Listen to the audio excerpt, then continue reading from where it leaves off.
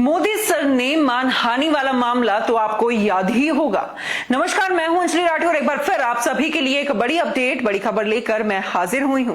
Modi sir ने मानहानि मामले में राहुल गांधी की पुनर्विचार याचिका पर गुजरात हाई कोर्ट में सुनवाई हुई।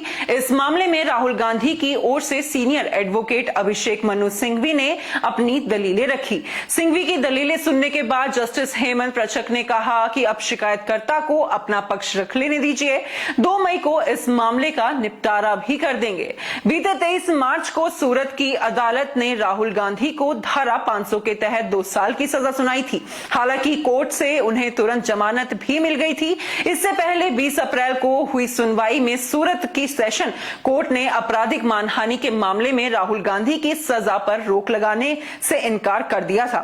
इसके बाद राहुल ने गुजरात हाई कोर्ट का दरवाजा खटखटाया। यह केस 2019 से जुड़ा हुआ है। जी हां, 2019 में बेंगलुरु में चुनावी रैली के दौरान दिए गए राहुल के बयान से जुड़ा है। राहुल ने रैली में कहा था कि हर चोर का सरनेम मोदी क्यों होता है। इस बयान पर गुजरात के भाजपा विधायक पुर्णेश मोदी ने मानहानि का केस दाखिल किया था। राहुल गांधी की ओर से सीनियर एडवोकेट अभिषेक मनु सिंघवी अपनी दलीलें पेश करते हुए क्या कहते हैं, चलिए आपको बताते हैं।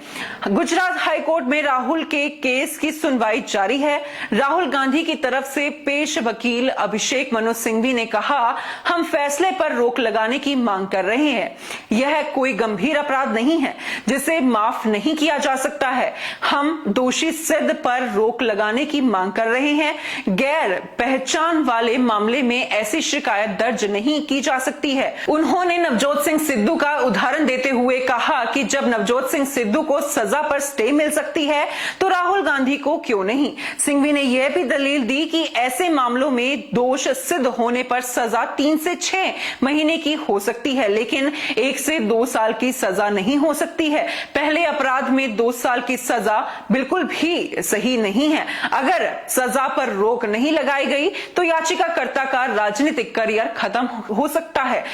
इतना ही नहीं, अभिषेक मनु सिंघवी ने सूरत मजिस्ट्रेट के समक्ष पेश किया गया पुर्णेश मोदी बयान भी पढ़ा और सवाल उठाते हुए कहा, नीरव मोदी, ललित मोदी या विजय माल्या किसी जाति से नहीं आते हैं तो शिकायतकर्ता की भावनाएं कैसे आहत हुई। मोदी सरनेम कई जातियों में आता है। उपनाम मोदी कई जातियों और समुदाय में पाया जाता है। शिकायतकर्ता ने कैसे तय किया कि राहुल गांधी ने केवल उन्हीं के बारे में बात की है। आपको बता दें, 23 मार्च 2023 को राहुल गांधी को सजा सुनाई गई और 24 मार्च को उनका सांसद पद भी रद्द कर दिया गया, जबकि यह इतना गंभीर मामला नहीं है।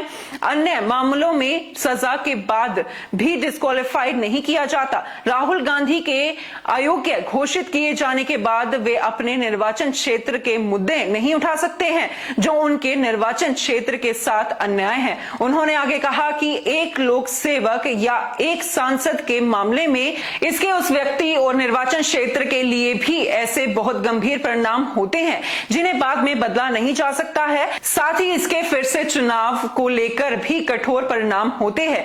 सिंघवी ने राहुल गांधी को पहली बार भेजे गए समन पर भी सवाल उठाते हुए कहा कि सिर्फ एक व्हाट्सएप क्लिप के आधार पर समन कैसे जारी किया जा सकता है। व्हाट्सएप पर तो हजारों मैसेज आते हैं। मजिस्ट्रेट के सामने किसी अखबार की कॉपी या पेन ड्राइव तक पेश नहीं की गई है। सिंघवी ने दलीलें रखते हुए कहा कि भाषण के मामले में 3 संभावनाएं होती है।